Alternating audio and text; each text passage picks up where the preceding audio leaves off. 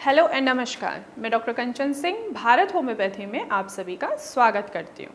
और आज के इस वीडियो में मैं आप सभी से बात करने वाली हूँ कि कैसे नेचुरल तरीके से आप अपने जीएफआर को बढ़ा सकते हैं।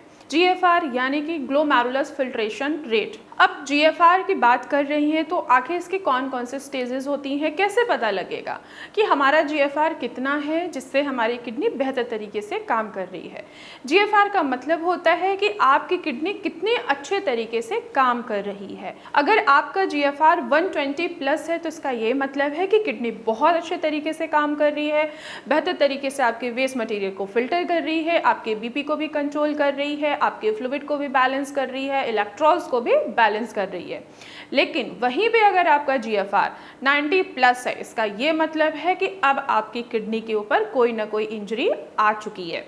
इसके अलावा अगर वहीं पे आपका जीएफआर 60 के करीब है तो इसका सीधा यही मतलब है कि आपकी किडनी या तो आप बीपी के वजह से प्रॉब्लम में आ चुकी है या शुगर के वजह से या अदर बहुत सारे ऐसे फैक्टर हैं जिनके वजह से किडनी की फंक्शनिंग नहीं हो रही है और आपकी किडनी बेहतर तरीके के वेस्ट मटेरियल को फिल्टर नहीं कर पा रही है, जिसके वजह से आपका जीएफआर धीरे धीरे कम हो रहा है। अगर वहीं आपका जीएफआर 5 या 10% रह गया है तो इसका सीधा यही मतलब है कि किडनी अब पूरी तरीके से काम नहीं कर पा रही है। ऐसे कंडीशन में आपको डायलिसिस पे जाना पड़ता है।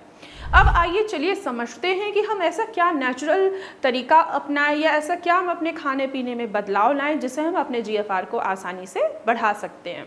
जीएफआर को बढ़ाना है तो फर्स्ट ऑफ ऑल आपको ये ध्यान रखना है कि आपको ऐसा खाना खाना है जिनमें लो पोटेशियम हो, लो सोडियम हो और लो फॉस्फोरस भी हो।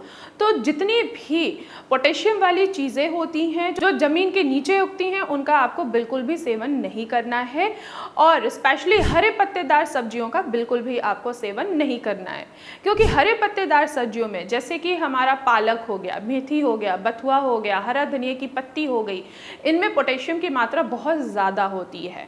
और जो ज़मीन के अंदर होते हैं जैसे कि प्याज हो गया, आलू हो गया, गाजर हो गया, मूली हो गया, इनमें भी पोटेशियम होता है। तो अगर आप इन चीज़ों का सेवन करेंगे तो इससे आपका जीएफआर बढ़ने के बजाय और भी धीरे धीरे कम होता चला जाएगा। अब आपको ऐसा क्या खाना खाना है जिससे जीएफआर आपका बढ़ सके।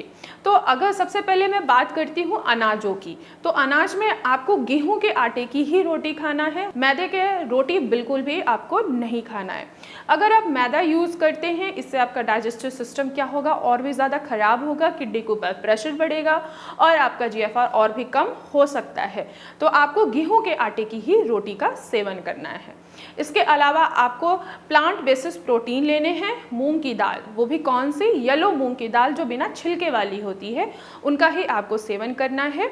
आपने देखा होगा कि कोई भी पेशेंट जिनको किडनी की डिजीज़ नहीं है, जिनको नॉर्मली फीवर चढ़ रहा है या लूज मोशन लग रहा है या वॉमिटिंग हो रही है, तो ऐसे कंडीशन में हम डॉक्टर्स उनको मूंग के दाल की खिचड़ी ही सजेस्ट करते हैं। क्यों करते हैं? क्योंकि देखिए, एक तो मूंग का दाल की खिचड़ी जब हम खाते हैं तो वो बहुत ईजिली डाइजेस्ट करता है, बहुत इजीली वो डाइजेस्ट हो जाता है, जिससे हम रिकवरी में फास्ट रिकवरी कर पाते हैं। लेकिन वहीं पे अगर हम कोई और दालें लेंगे और हैवी डाइट लेंगे तो इससे हमारा लूज मोशन भी बंद नहीं होगा और हमारी रिकवरी जो होगी वो बहुत स्लो हो जाएगी। तो सेम ऐसे ही हैं, आप किडनी के पेशेंट हैं, अगर आप ऐसी दालों का सेवन करते हैं जिनमें प्रोटीन बहुत ज़्यादा हो और आपके डाइजेस्टिव सिस्टम को इम्पैक्ट करे तो आप कभी भी रिकवरी नहीं कर पाएंगे। तो ऐसे केसेस में आपको दाल का सेवन करना है, पर वो भी पीली मूंग की दाल जो बिना छिलके वाली होती है। इसके अलावा कभी कभी आप मसूर की दाल का भी आसानी से सेवन कर सकते हैं। वेजिटेबल्स की मैं अगर बात करूं तो जो ज़मीन के ऊपर उगने वाली वेजिटेबल्स होती हैं, सब्जियां होती हैं जिनमें लो पोटेशियम होता है, लो फॉस्फोरस होता है, तो आप उन सब्जियों का सेवन कर सकते हैं। जैसे कि लौकी हो गया, घिया हो गई, तोरी हो गया, परवल हो गया, समटाइम आप करेले का भी सेवन आसानी से कर सकते हैं। अगर मैं फ्रूट्स की बात करूं तो आप कौन कौन से फ्रूट्स का सेवन कर सकते हैं? ऐसे फ्रूट्स का आप सेवन कीजिए जो एंटीऑक्सीडेंट से भरपूर हो और आपके डाइजेस्टिव सिस्टम को इम्प्रूव करे। अगर आप शुगर के पेशेंट नहीं हैं और आपकी किडनी शुगर की वजह से डैमेज नहीं हुई है तो आप सेब का आसानी से सेवन कर सकते हैं, साथ ही साथ आप पपाया भी खा सकते हैं। इसके अलावा अगर आपकी किडनी शुगर के वजह से डैमेज हुई है, आप शुगर की वजह से आपका जीएफआर कम हो रहा है, तो ऐसे केसेस में आप सेब तो खा सकते हैं, साथ ही साथ आप जामुन और अमरूद का भी आसानी से सेवन कर सकते हैं। इन सभी फलों में लो पोटेशियम होता है जो कि आपके पोटेशियम के लेवल को मेंटेन करेगा, आपके किडनी के फंक्शनिंग को इम्प्रूव करेगा और आपके जीएफआर को बढ़ाने में आपकी मदद करेगा। और इसके अलावा आप रोजाना बेसिस पे योगा ज़रूर कीजिए, मेडिटेशन भी कीजिए, क्योंकि जब आप योगा और मेडिटेशन करते हैं तो इससे हमारी जो स्ट्रेस होती है वो ख़त्म होता है। जब हमें स्ट्रेस नहीं होगा तो हमें प्रॉपर नींद आएगी, अब जब हमें प्रॉपर नींद आएगी तो हमारा बीपी शुगर सब बैलेंस में रहेगा, जिससे हम अपने जीएफआर को आसानी से बढ़ा सकते हैं। तो मैं आशा करती हूँ कि आज की वीडियो में आप सभी लोगों को समझ में आया होगा कि हम नेचुरल तरीके से कैसे अपने जीएफआर को बढ़ा सकते हैं। तो आज की वीडियो में बस इतना ही, फिर मैं मिलूँगी नेक्स्ट वीडियो में, तब तक के लिए धन्यवाद।